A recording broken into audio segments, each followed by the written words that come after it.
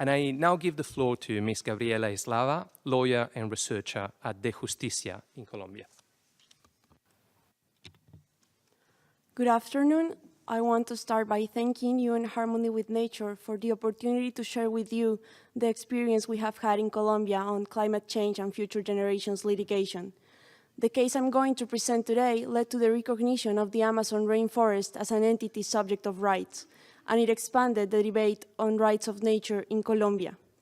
My presentation is going to have one specific feature, the fact that I'll be presenting from two different roles. On one hand, I'll be wearing the hat of one of the lawyers who's part of the team behind the first climate change and future generations lawsuit in Latin America. On the other hand, I'll be wearing the hat of one of the plaintiffs. So I will go back and forth between these two roles whilst telling you how we built this case. This lawsuit was born from a reflection on what Colombia is going to be like for future generations. Our government signed a peace agreement 3 years ago, and those who are children and young today are the first generation of Colombians to officially live in peace after more than 50 years of war. They are also the last generation that can stop climate change. So this brings at least two questions. How is Colombia's nature going to be like in a peaceful context? Are we going to live in harmony with nature? We started our research on climate change by looking for the main drivers of greenhouse gas emissions. To our surprise, most greenhouse gas emissions were not produced by industry or public transport in our crowded cities. Most of them were located in the most biodiverse region of the world, the Amazon rainforest. In 2016, deforestation increased by 44%, meaning that a total amount of 178,000 hectares were cut down in only 1 year. This represents half the area of Long Island. The reason behind this trend is that areas previously difficult to access because of the armed conflict are now beginning to be colonized. On its own, deforestation contributes 36% of the country's total greenhouse gas emissions. We also found that 20 years from now, we will have to live in a country 1.6 degrees Celsius warmer due to climate change. The problem is that cutting down the rainforest does not only contribute to climate change-related impacts, such as melting of glaciers, temperature increase, or spread of vector-borne diseases, but it also alters the water cycle. This, in turn, generates a serious threat of floods, droughts, landslides, as well as less access to water and food resources. Moreover, given that all ecosystems are interconnected, what happens in the Amazon, deforestation, does not only affect those living in the region, but also elsewhere in Colombia and the world. For example, the rain produced in the Amazon moves with the wind to the north, and when it reaches the Andes, it becomes the water that almost 30 million people drink every day. With this case, we wanted to demonstrate that climate change is a human rights problem, and climate change has a face, the face of those who are young today. Regarding this problem, the Colombian government has not completed at least 4 international and national commitments.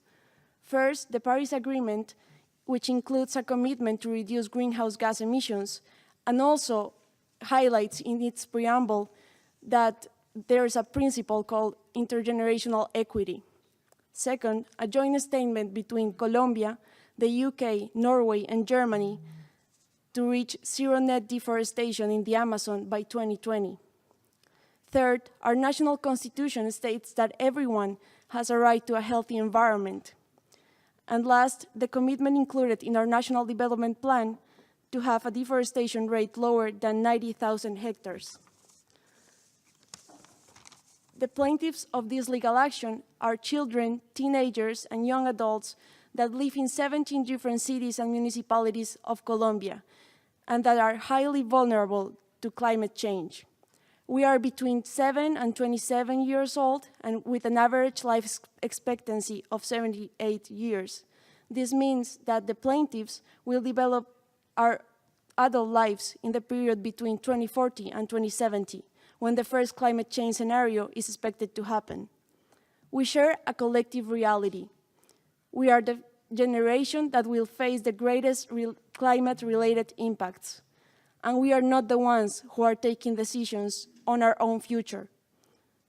We chose to file a tutela action.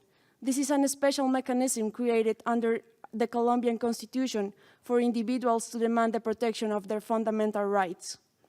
We argue that current deforestation rates and the government's failure to act are violating our right to enjoy a healthy environment. The destruction of the Colombian Amazon is not only having impacts on national ecosystems, but is also increasing greenhouse gas emissions and thus exacerbating climate change. That threatens the rights to life, health, food, and access to water of young people today who will face as adults the future climate change scenarios. We were fully aware that this was not a traditional case on environmental damage. Most of the evidence we provided came from studies made by the government itself.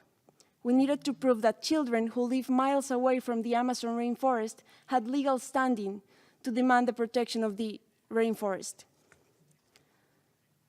We knew climate change has multiple causes, but what we were trying to prove is that fighting the main cause of greenhouse gas emissions in Colombia, meaning deforestation, would deeply help to solve the problem. Therefore, we asked the judge to read our lawsuit with some special lens. We asked the judge to take into account 5 principles that would help him understand the position we were in.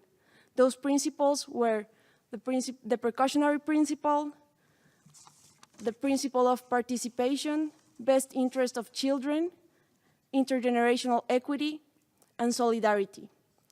We asked the judge to understand the principle of solidarity in 3 dimensions. First, solidarity with the other human beings with whom we share the same time and space.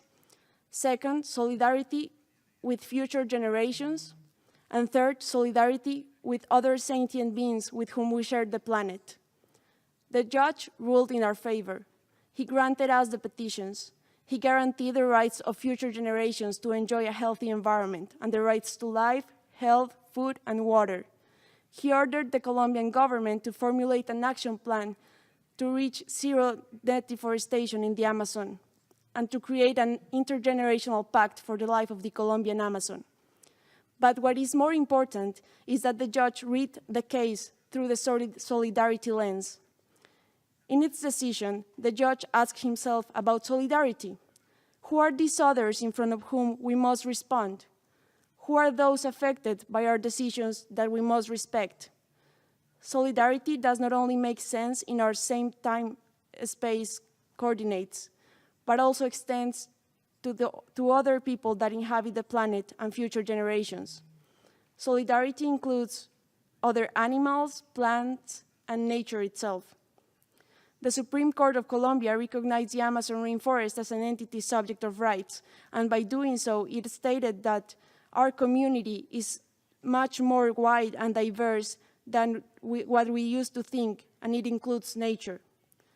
The judge's decision stated that Earth does not belong to human beings, and on the contrary, human beings are the ones who belong to the Earth, like any other species.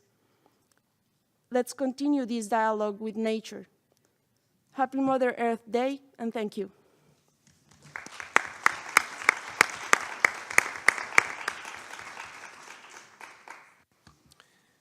I thank Ms. Eslava for her contributions.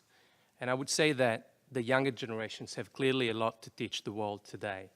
And so I think it's not only interesting, but it is actually, at least personally, inspiring to hear the first intergenerational case on the matter that we're here to discuss today to be litigated in court. So thank you, Ms. Eslava.